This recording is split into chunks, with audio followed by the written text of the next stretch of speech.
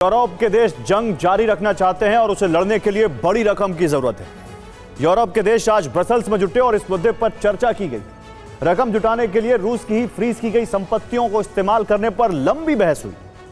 Ukraine इस वक्त दिवालिया होने के कगार पर है और तुरंत 14,45,000 करोड़ रुपए की उसको जरूरत है। यूरोप के देश यह तय करने में जुटे हैं कि रूस की संपत्तियों से होने वाली आमदनी ही यूक्रेन को दी जाए और इससे ही जंग लड़ी जाए। लेकिन यूरोप के कुछ देश ही इसका विरोध कर रहे हैं, क्योंकि वो मानते हैं कि आज रूस की संपत्तियों पर डाका डाला गया तो कल पूरा यूरोप समाप्त हो सकता है। देखिए कैसे रूस की संपत्ति यूरोप की विपत्ति बनने की ओर बढ़ रही है। हर जंग के साथ खर्च का सीधा गणित जुड़ा है और ये खर्च अब यूरोप के देशों के लिए बोझ बनता जा रहा है।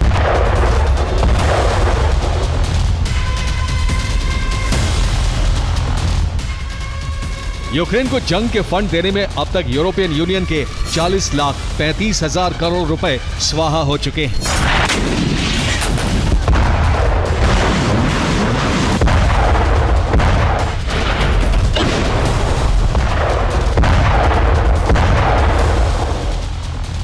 यूरोपियन यूनियन इस दुनिया का तीसरा सबसे बड़ा आर्थिक समूह है, लेकिन खर्च के बोझ से उसकी कमर भी टूट रही है। इसीलिए ब्रसेल्स में आज यूरोप के देशों की बैठक हुई।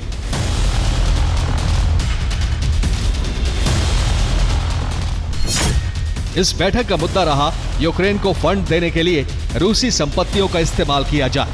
रूस की फ्रीज संपत्तियों से होने वाली आमदनी से 9,53,040 करोड़ रुपए तुरंत दिए जाएं।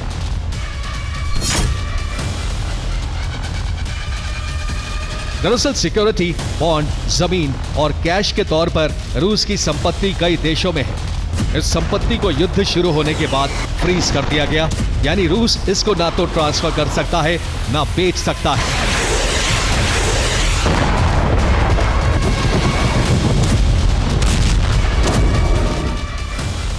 यूरोप में रूस की संपत्ति का सबसे बड़ा हिस्सा है।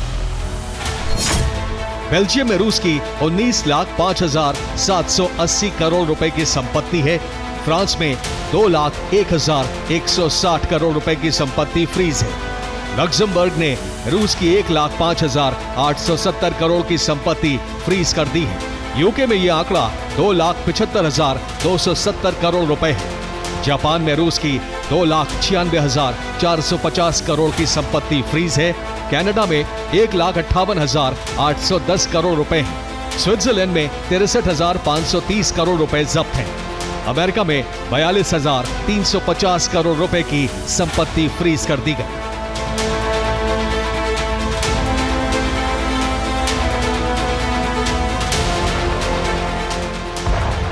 अब जंग के दौरान धन का संकट खड़ा होने पर बेल्जियम के पास फ्रीज 19,05,780 करोड़ रुपए की संपत्ति पर यूरोपीय नेताओं की नजर है।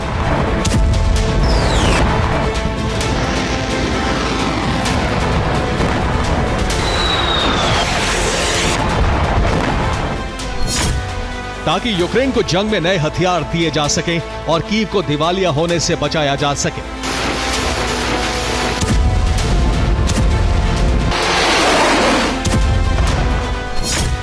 ईयू बेल्जियम में रूसी संपत्ति से यूक्रेन के लिए लोन जुटाना चाहता है। इस योजना के तहत यूक्रेन को 9,53,040 करोड़ रुपए देना चाहता है। ईयू बेल्जियम के यूरोक्लियर बैंक से यह रकम उधार लेगा। यूक्रेन ये पैसा तभी चुकाएगा जब रूस युद्ध के दौरान हुए भारी नुकसान की भरपाई करने पर सहमत होगा। इसके बाद ईयू बेल्जियम के यूरोक्लियर को रकम वापस कर देगा। प्रस्ताव एकदम सीधा है, लेकिन इससे जुड़े खतरे बहुत गंभीर हैं, क्योंकि ये रकम रूस की है और इससे रूस का भविष्य जुड़ा है।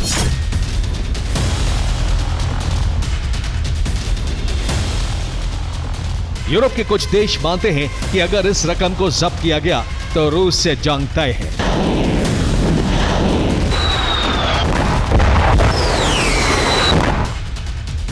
इसीलिए यूरोप के देश इस फैसले पर दो राय हैं। रूस के कट्टर विरोधी चाहते हैं कि जंग में रूस को पस्त करने के लिए यह जोखिम भरा फैसला जरूरी है।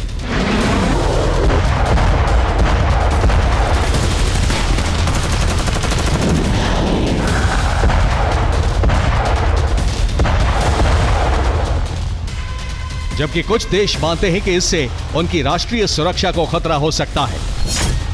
जर्मनी और फ्रांस इस मुद्दे पर एक राय है कि रूसी संपत्तियों का इस्तेमाल यूक्रेन की जंग में किया जाए, जबकि बेल्जियम ने इस मुद्दे पर वीटो लगा दिया है। इटली, माल्टा, हंगरी और बुल्गारिया ने इस मुद्दे का विरोध किया है।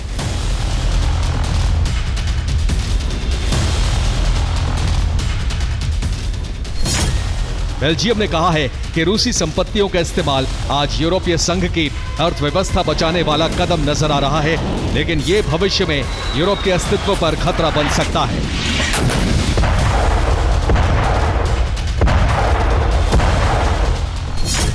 क्योंकि यूरोप तेल टैंकरों पर प्रतिबंध लगा रहा है, संपत्तियों को हड़पना चाहता है। इससे रूस को नुकसान होगा और जब रूस के अस्तित्व पर खतरा होगा तो पुतिन अंतिम फैसला लेने पर मजबूर हो जाएंगे।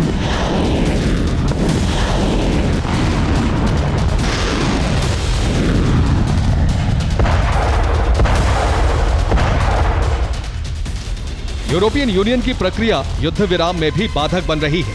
युद्ध विराम की प्रक्रिया किसी नतीजे पर नहीं पहुंची है। मायामी में अब रूस और अमेरिका की बातचीत होनी है, लेकिन युद्ध विराम की उम्मीद भी कम ही है।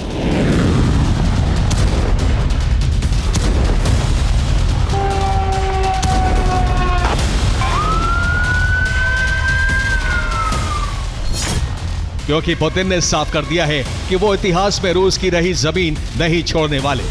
अमेरिका यूक्रेन पर जमीन छोड़ने का दबाव बना रहा है, यूक्रेन भी जमीन छोड़ने को तैयार नहीं है। ईयू का फोकस सुरक्षा गारंटी पर है।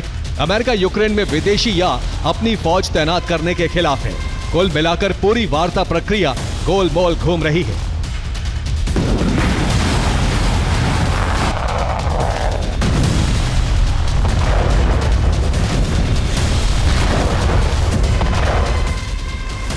जंग खत्म होने की कोई सूरत नहीं बन रही है। जंग जारी रही तो यूरोप को पैसों की जरूरत होगी। पैसों के लिए रूस की फ्री संपत्तियों से छेड़छाड़ की गई तो यूरोप तक युद्ध का विस्तार तय माना जा रहा है।